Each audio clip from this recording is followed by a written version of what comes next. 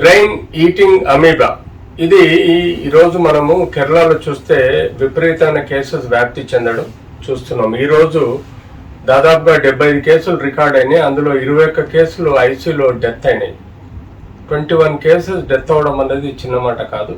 ఒక అమీబా వలన ఇంత మేజర్ డెత్స్ అవడం అనేది అన్యూజువల్ ప్రెజెంటేషన్. ఇది కేరళలో జరిగింది. అక్కడ health minister George madam declare చేసిన స్టాటిస్టిక్స్ ప్రకారం ఈ డెత్స్ అన్నది దాని కారణాన్ని తెలుసుకోవాల్సిన అవసరం కూడా ఉంది. బ్రెయిన్ ఈట్ అమీబా అన్నది ఇది ముఖ్యంగా మనకు వాటర్ పాండ్స్ లో ప్రొడ్యూస్ అవుతూ ఉంటుంది.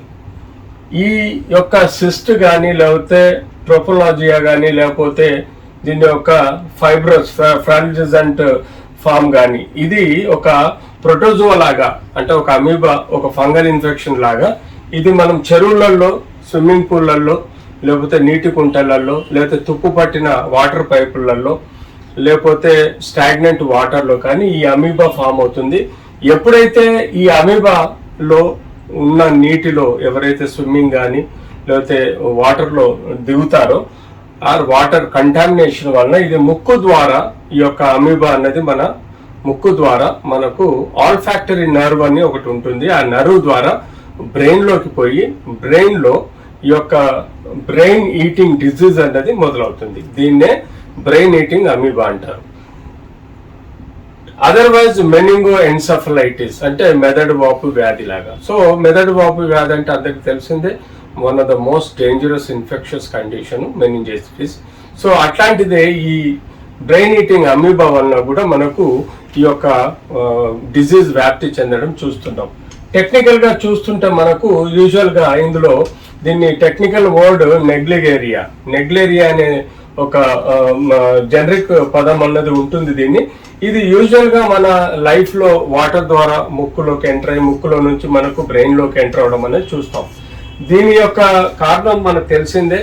ఇది నీళ్లలో ఈ అమీబా అనేది ఒక టైప్ ఆఫ్ ఫంగల్ ఇన్ఫెక్షన్, లేకపోతే ఒక పారాసైట్ ఆర్ ఒక మైక్రో ఆర్గానిజము. ఈ మైక్రో ఆర్గానిజం అన్నది నీళ్లలో ఉండే బ్యాక్టీరియాని తిని ఇది డెవలప్ అవుతుంటుంది. దీని యొక్క డెవలప్మెంట్ అనేది నడుతుంది. తద్వారా ఇది పెథోజన్ మన బాడీలోకి ఎంటర్ అయ్యి ఈ ఆల్ఫాక్టరీ నర్వ్ ముక్కులో ఉండే ముక్కు సప్లై చేసే నర్వ్ ద్వారా మనకు బ్రెయిన్ లోకి ఎంటర్ అయ్యి బ్రెయిన్ లో నుంచి మనకు ఇన్ఫెక్షన్ స్టార్ట్ అవుతుంది. సో టెక్నికల్ గా చూసుకుంటే ఎలాంటి మనకు సిమ్టమ్స్ సైన్స్ కనబడతాయి.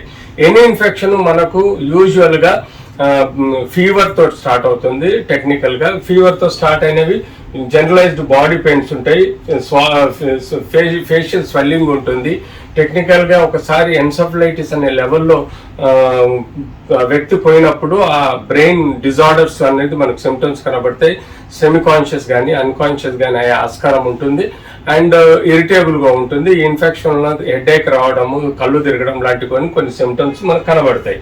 సో ఇలాంటి సిమ్టమ్స్ మనం బేరీజ్ చేసుకొని మనము దీన్ని ఐడెంటిఫై చేయాల్సిన అవసరం ఉంది. ఈ అమీబా అన్నది మనకు పీసీఆర్ టెస్ట్ ద్వారా తెలుసుకోవడం జరుగుతుంది. ఈ పారాసైట్ ఏది ఉందో ఇది మైక్రో ఆర్గానిజం, ఇది బ్యాక్టీరియాని తిని బతికే మైక్రో ఆర్గానిజం. దీన్ని మనం పీసీఆర్ టెస్ట్ చేయడం ద్వారా మనం టెక్నికల్ గా దీన్ని తెలుసుకోగలుగుతాం.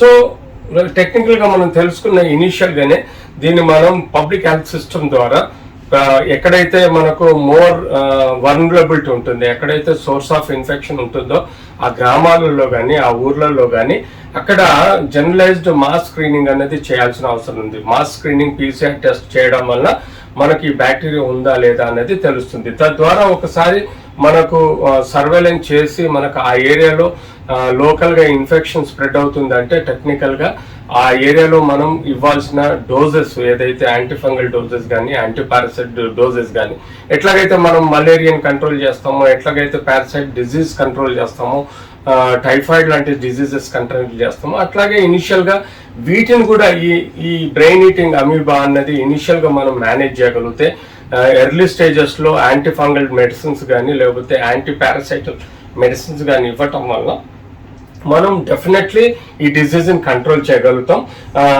Before spreading into brain. అంటే మెదడు వాపు వ్యాధి రానంత వరకు పర్వాలేదు. ఒక్కసారి ఈ అమీబా ఈ ఆల్ఫాక్టరీ నర్వ్ ద్వారా ముక్కు నుంచి బ్రెయిన్లోకి పోయినప్పుడు అది ఎప్పుడైతే బ్రెయిన్ మెనింజెస్ నాశనం చేస్తుంది, అంటే బ్రెయిన్లో ఉండే నరాలను కణాలను న్యూరో కణాలను ఎప్పుడైతే డ్యామేజ్ చేస్తుందో తద్వారా మెదడు వాపు వ్యాధి లాంటిది వ్యాప్తి చెంది మనకు క్రిటికల్గా మారే ఆస్కారం ఉంటుంది, తద్వారా చనిపోయే ఆస్కారం ఉంటుంది. సో యాజ్ యూజువల్గా ఇది మన మెదడులోకి చేరినప్పుడు సెరిబ్రోస్పైనల్ ఫ్లూయిడ్ అనేది ఒకటి ఫ్లోటింగ్ ఫ్లూయిడ్ ఉంటుంది ఆ బ్రెయిన్లో. ఆ ఫ్లూయిడ్ ద్వారా కూడా ఇన్ఫెక్షన్ స్ప్రెడ్ అయ్యే ఆస్కారం ఉంటుంది. సో టెక్నికల్గా ఇది మనం నివారించాలంటే ఒకటి వాటర్ పాండ్స్ చాలా శుభ్రంగా ఉంచుకునే పద్ధతి, రెండోది ఈ కాలంలో మనం ఎక్కడ పడితే అక్కడ స్టాగ్నెంట్ వాటర్, ఎక్కడైతే ఫంగస్ ఉంటుందో, ఎక్కడైతే పారాసైట్ మైక్రో ఆర్గానిజమ్స్ బ్యాక్టీరియా ఉంటుందో అక్కడాంటి చెరువులలో కానీ కుంటలలో కానీ మనం వీలైనంత వరకు అవాయిడ్ చేస్తే బెటరు.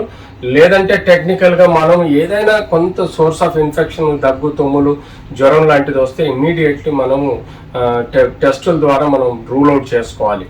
సో ఇలాంటి prevention is better than treatment అన్నట్టుగా మనం ఈ యొక్క వాటర్ పాండ్స్ కానీ, చెరువులలో కానీ, కుంటలలో కానీ, లేకపోతే ఈవెన్ స్విమ్మింగ్ పూల్లలో కానీ ఇలాంటి ఫంగల్ ఇన్ఫెక్షన్స్ కానీ, పారాసైటల్ ఇన్ఫెక్షన్స్ కానీ, మైక్రో ఆర్గానిజమ్స్ కానీ ఉండకుండా క్లోరినేషన్ కంప్లీట్గా చేయాలి.